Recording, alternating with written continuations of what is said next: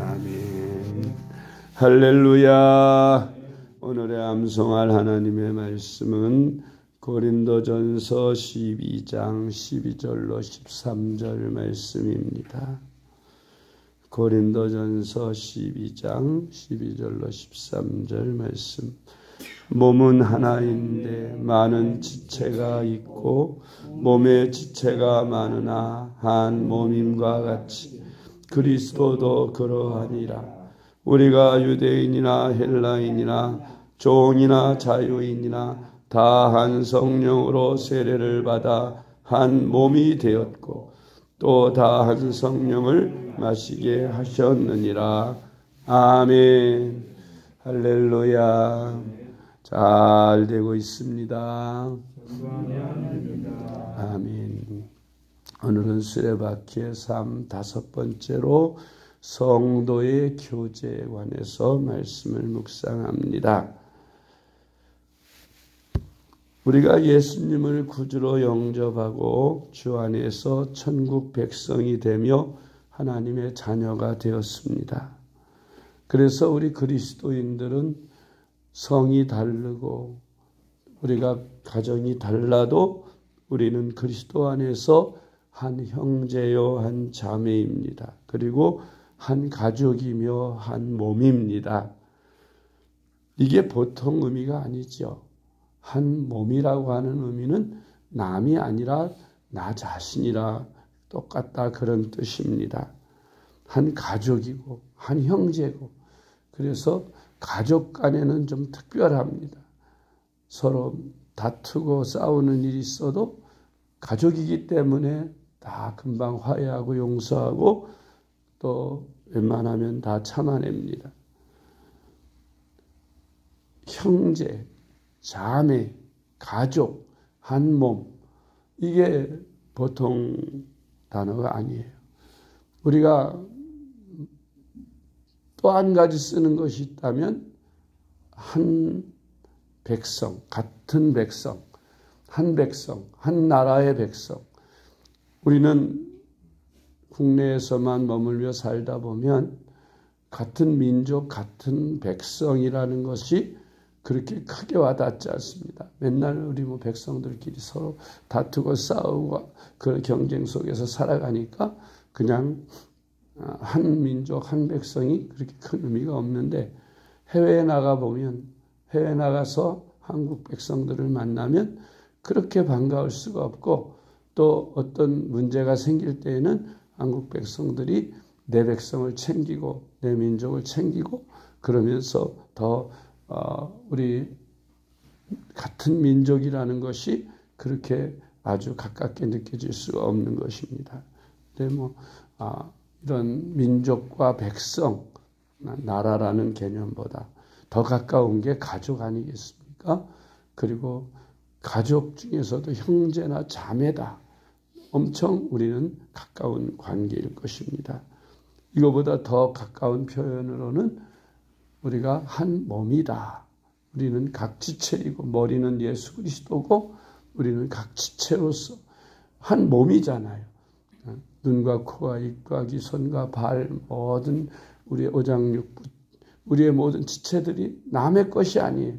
팔은 남의 거고 다리는 내 거고 눈은 내 거고 코는 남의 거고 그러지 않잖아요. 잘생겼거나 못생겼거나 유용하거나 덜 유용하거나 관계없이 다 내 몸이고 내 지체입니다. 그래서 아끼고 사랑하게 되는 것이죠. 우리는 이 원리를 알아서 우리가 예수 믿고 구원받아 하나님의 자녀가 되었으면 우리는 이렇게 한 몸이라는 걸 잊지 말아야 하고 한 가족이라는 걸 잊지 말아야 하고 한 형제 자매라는 걸 잊지 말아야 하고 넓게는 우리가 한 민족이라는 것을 잊지 말아야 합니다. 한 백성이다. 성민이다. 하나님의 백성이라는 걸 잊지 말아야 합니다. 그러므로 우리가 같은 말, 같은 마음, 같은 뜻, 같은 비전을 가지고 서로 사랑하며 교제하면서 살아야 하는 것입니다. 그런데 성도들의 교제하면 성도의 교제하면 무슨 친교 먹고 마시는 게 친교다. 남선교 옛날에 뭐 잡아가지고 그렇게 들놀이 가고 뭐 날받아서 그렇게 하는 게 그게 친교라고 생각. 먹고 마시고 모여서. 근데 그게 아니고 성도들의 교제는 물론 먹고 마시는 것도 따라가겠습니다만 그게 중심이 아니라 그 근본 중심은 예수 그리스도입니다. 항상 예수 그리스도 안에서 우리가 모임을 가져요. 우리가 그리스도 안에서 교회 안에서 친교 모임의 대표적인 모임이 바로 셀 모임입니다. 구역이라고도 하고 어떤 곳에서는 목장이라고도 하고 그렇게 하지만 다 같은 의미예요. 목장이 됐든 셀이 됐든 구역이 됐든 같은 한 친교단체, 그리스도 안에서 모여진 한 친교단체다. 그러니까 우리는 이 한 교회 안에서 한 몸된 그리스도인들끼리 이렇게 서로 교제하는 그 모임, 그게 바로 셀 모임이다. 그 셀 모임 안에서 우리는 먹고 마십니까? 그게 중심이 아니죠. 그거는 부수적으로 우리가 함께 나누는 것이고 육신을 위해 나누는 것이고 근본은 예수 그리스도를 나누는 거예요. 거기서 말씀을 나누고 신앙 생활을 나누고 함께 상담하고 서로 격려하고 위로하고 기도하면서 그렇게 그리스도의 사랑을 나누는 것이 바로 셀 모임이라는 겁니다. 그래서 이 셀 모임을 통해서 그리스도인들은 서로를 세워주게 되고 은혜를 나누게 되고 또 거룩한 교제를 통해서 성장하고 지체로서 한 몸을 이룬다는 것을 알게 되는 겁니다. 그래서 우리가 이 성도의 교제 잘해야 됩니다. 그래야 교회가 성장하고 부흥합니다. 그러니까 마귀는 이 일을 감당하지 못하게 하려고 이 성도의 교제를 깨트려요. 어떻게 깨트려요? 서로 분쟁하게 하고 다투게 하고 미워하게 하고 원망하게 하는 그런 역사로 성도들로 하여금 이 친교 모임, 서로 사랑하고 하나 되게 하는 모임을 깨트립니다. 그래서 교회가 제대로 역할을 감당하지 못하게 하는 거죠. 로마서 12장 4절로 5절 말씀. 우리가 한 몸에 많은 지체를 가졌으나 모든 지체가 같은 기능을 가진 것이 아니니 이와 같이 우리 많은 사람이 그리스도도 안에서 한 몸이 되어 서로 지체가 되었느니라. 아멘. 두 번째로 성도의 교제는 서로 돌아보며 사랑과 선행을 격려하며 모이기에 힘쓰는 것입니다. 진정한 성도의 교제는 코로나를 겪으면서 교인들이 다는 아닙니다만 일부 게으른 교인들이 나쁜 습관이 생겼어요. 그게 뭐예요? 집에서 영상으로 예배드리는 거. CTS나 CBS나 이런 기독교 방송이 텔레비를 틀면 많이 나와요. 그런 데서 보면 큰 교회 예배 실황을 다 중계해 주니까 그런 예배 따라서 보고 자기 교회에서 또 영상 예배를 하면 그 영상 예배를 집에서 편하게 그렇게 영상으로 예배 드리려고 하는 그런 사람들이 많이 있습니다. 그래서 교회를 별로 필요로 하지 않는다. 나 집에서 이런 영상 예배 보면서 믿음만 가지면 구원을 받지 내가 왜 교회를 다니고 찬양 예배, 수요일 예배, 새벽 기도까지 나가는 극성을 부리면서 예수를 믿어야 되느냐 그렇게 의문을 갖고 신앙생활하는 그런 무리들이 있습니다. 근데 뭘 몰라서 하는 말이에요. 왜 우리가 교회에 모여야 됩니까? 환란이 와도 핍박이 와도 전염병이 와도 우리는 교회에 모여야 하는 이유가 있습니다. 왜? 성도의 교제를 나누기 위해서입니다. 우리가 성도의 교제를 나누면서 그리스도 안에서 한 몸 된 우리 지체들이 한 자리에 모여서 하나님을 찬송하고 예배하고 서로를 격려하고 위로해 주면서 그렇게 힘을 얻는 것이죠. 그래서 교회는 열심히 많이 모여야 합니다. 많이 모일수록 힘이 생겨지잖아요. 혼자서 1인 시위해야 별로 주목하지도 않고 웬만한 기자들이 와서 취재도 하지 않아요. 그런데 10,000명 모이고 1,000명 모이고 그렇게 시위를 하면 기자들이 와서 막 사진도 찍고 취재도 합니다. 왜? 그 소리가 크니까, 그리고 힘이 있으니까. 성도의 교제도 마찬가지. 많이 모일수록 힘이 나는 거예요. 한두 사람 모여서 예배드리는 거하고 1,000명, 10,000명 모여서 예배드리는 거하고 그 파워가 달라요. 우리는 그래서 성도들이 힘을 모아서 지체된 성도들이 다 한자리에 모여서 함께 예배하면서 성령의 역사하심을 같이 체험하면서 그렇게 영광을 돌려야 하는 것입니다. 모임마다 특징이 있습니다만은 그래도 우리가 할 수 있는 한 성도가 서로 모이기에 힘써야 합니다. 그런데 사탄은 이 모이는 일을 폐하하려고 합니다. 그래서 우리가 서로 돌아보면서 격려하고 모이기에 힘써요.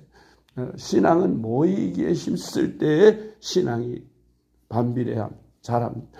안 모이면, 교회 안 모이면 열심히 식어져요.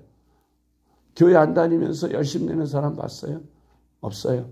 교회의 신앙의 척도가 얼마나 열심히 있는 믿음의 사람이냐? 뭘로 알 수 있습니까?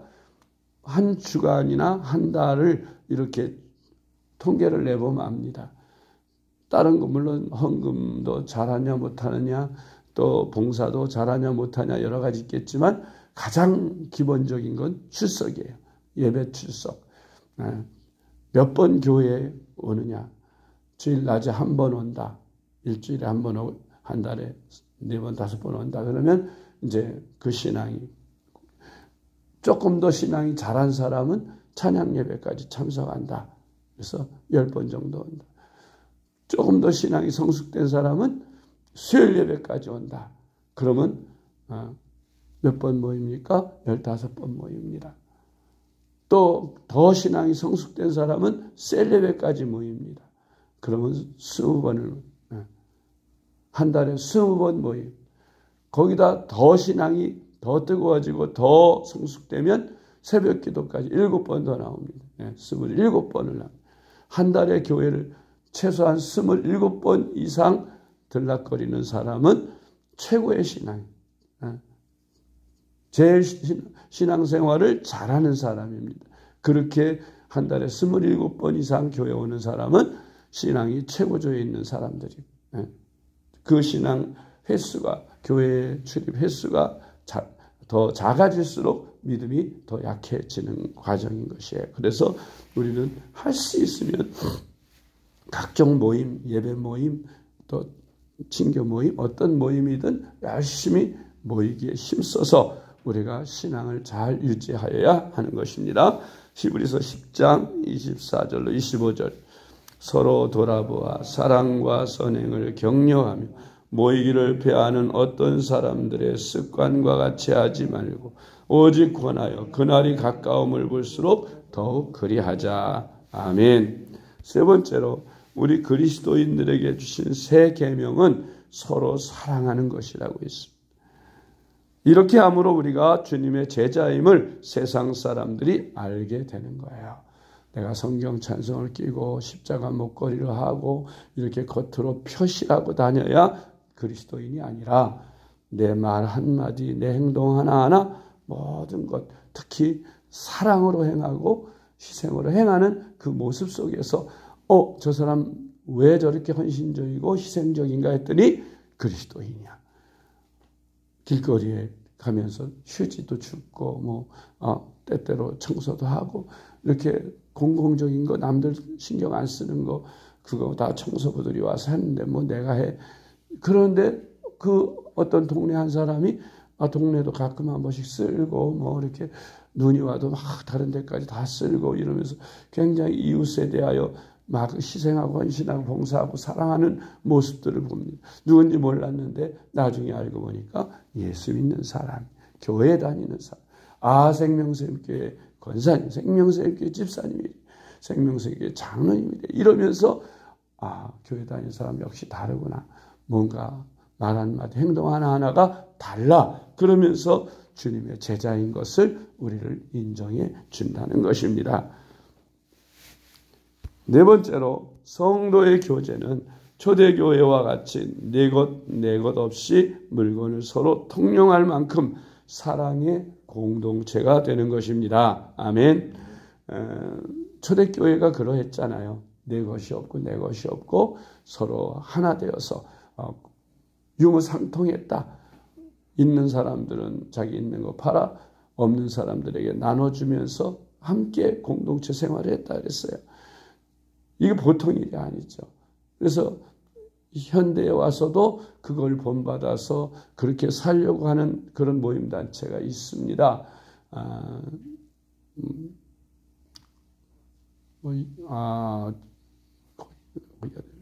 가보지는 못했습니다만은 예수 마을 이렇게 성도들이 이제 자기 재산 가지고 들어가서 같이 공동체 생활하는 그런 곳이 있습니다. 근데 우리 기독교 정통 교단에서 하는 그런 공동체 모임보다는 더 유명한 거는 이단들이 하는 게 더 유명해요. 옛날에 박태선 신앙촌, 덕소의 신앙촌이 있었고 소사의 신앙촌이 있었고 그렇게 예수님 곧 재림하신다. 우리 함께 모여서 준비하자. 그러면서 공동체 생활 다 재산 갖다 바치고 그리고 거기서 주는 거 하면서 월급 타서 먹고 사는 그런 그 교인들이 많이 있었어요. 공동체 생활을. 이스라엘 기브치 같이 서로 나누고 베풀고 섬기면서 그렇게 같이 함께 사는 공동체. 네, 우리가 그리스도 안에서 공동체 생활은 이상적이고 우리가 하고 싶은 것이겠지만 그러나 우리가 그런 공동체 생활에 대해서 같이는 못 살아도 교회에서 같이 모이면서 있는 사람들이 없는 사람들에게 대하여 사랑의 나눔을 하고 그래서 서로 돕고 협력하는 그런 것은 필요로 합니다.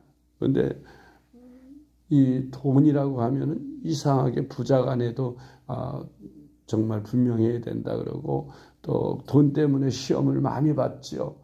가족 간에도 원수가 되는 게 돈 때문인데 문제는 이 돈 문제로 인해서 성도들 간에 다툼이 일어나는 거예요. 원수가 되는 경우가 많아요. 그러니까 친하니까 그래도 가장 가까운 사람, 어렵고 힘들 때에 급할 때에 도움을 받을 때가 그래도 성도들이잖아요. 그래서 좀 잘 사는 좀 있는 분들에게 없는 사람들이 이제 돈을 좀 빌려달라고 그랬죠. 그러면 이제 언제까지 해줄 테니까 빌려달라고. 근데 빌려줍니다. 또 이렇게 가까운 사이니까. 그런데 돈이 약속대로 갚을 수 있는 여건이 안 돼서 못 갚아요. 그게 하루에 한 번, 두 번 미루면 계속 못 갚으면은 이제 원수가 되는 겁니다. 그거 나도 어려운데 급하다고 해서 빌려줬는데 약속 안 지키고 그리고서는 내 돈 안 준다고 막 이제 다니면서 사람들한테 막 이제 헐뜯고 보고 막 그렇게 하면서 원수 지는 거예요. 돈 꿔주고 원수 지고. 그러니까 그런 걸 볼 때 이제 교회에서 가르치는 게 있어요. 뭡니까? 교회 안에서 돈놀이 하지 마라. 뭐 필요해서 구하는 시작이 되는데 이제 뭐 개를 하는 그런 사람들도 있고 또 뭐 교회 안에서 또 그런 식으로 돈을 꿔주고 빌려주고 막 서로 친하다고 그렇게 하는 사람도 있어요. 근데 그거 하지 못하게 합니다. 왜? 지금과 같은 그런 일이 생겨지니까 돈 때문에 교회가 성도 간에 금이 가고 원수지고 교회가 하나 되는 일에 방해를 받습니다. 그래서 꿔주지도 말고 빌리지도 말고 교인 간에는 그렇게 합니다. 은행 가서 빌리면 빌리지 형제 간에는 빌리지 말라. 왜? 그런 일 때문에. 그런데 정말 친해가지고 어렵고 힘들어서 도움을 필요로 하는 사람이 있는데 그거는 이제 뭐 요청하기 전에 내가 가진 사람, 있는 사람이 자원해서 이거 가지고 사용하라고 그래서 형편이 되는 대로 갚으라고. 그러나 그 속마음으로는 이거 쓰고도 아마 어려워서 못 갚을지도 몰라. 못 갚은다면 난 그냥 형제에게 어려움을 도와준 거로 빌려준 거로 할 거야. 그리고 빌려줄 수도 있는 겁니다. 그런 마음으로 못 돌려받아도 섭섭해하지 않고 그것을 그냥 도와준 거로 그렇게 마음을 먹으면 빌려줘도 그걸 반드시 받아야 되겠다. 뭐 서로 뭐 계약서 쓰고 뭐 그러면서 안 주면 뭐 어떻게 한다. 어떻게. 그러려면 그렇게 하지 말라는 거예요. 왜? 그거 돈 때문에 의리 상하고 교회 안에서 문제가 되니까. 그래서 형제 간에 서로 내가 내 없이 나누며 마음을 같이 해서 날마다 성전에 모여서 기도하고 또 떡을 뗐다는 것이 성찬식을 얘기하는 겁니다. 그리고 순전한 마음으로 음식을 먹고 하나님을 찬미하며 예배드리고 찬송하고 또 그렇게 하니까 백성들이 칭송을 했다 그럽니다. 그리고 구원받은 사람을 날마다 더하게 하셨다. 우리는 이 성도의 교제에 대해서 잘 알아서 초대교회와 같은 그런 성령 충만해서 마음이 하나 되고 또 말이 하나 되고 또 같은 말을 하면서 같은 꿈을 꾸고 같은 비전을 가지고 천국을 향해서 우리가 함께 힘써서 힘을 모아 세계 선교에 힘쓰고 또 주변 사람들 마을 복음화에 힘써서 그래서 세상 사람들이 교회로 늘어가고 소문이 좋게 나고 교회가 성장하고 부흥하는 그런 교회가 되어야 할 줄로 믿습니다. 그래서 하나님의 나라는 먹고 마시는 것이 아니라 의와 평강과 희락이다. 로마서 14장 17절로 18절 말씀. 하나님의 나라는 먹는 것과 마시는 것이 아니요 오직 성령 안에 있는 의와 평강과 희락이라. 이로써 그리스도를 섬기는 자는 하나님을 기쁘시게 하며 사람에게도 칭찬을 받느니라. 아멘. 기도하겠습니다. 하나님 아버지 감사합니다. 우리를 불러 하나님의 자녀로 삼아주시고 함께 신앙생활하며 천성을 향해 가도록 동지들을 세워주시고 믿음의 형제 자매 귀한 한 교회 성도들을 서로 교제하며 사귀게 하심을 감사합니다. 하나님 아버지 우리가 예수 안에서 그리스도인이 될 때 우리는 직분은 다르지만 또 몸은 다르지만 그러나 우리는 한 몸이요 그리스도 안에서 한 가족이고 형제요 자매임을 배웠습니다. 우리가 서로 사랑하고 그리스도 안에서 교제를 나누며 하나님의 나라를 확장하고 하나님께 영광을 돌리는 저희들이 되게 도와 주시옵소서. 예수님의 이름으로 기도드리옵나이다. 아멘.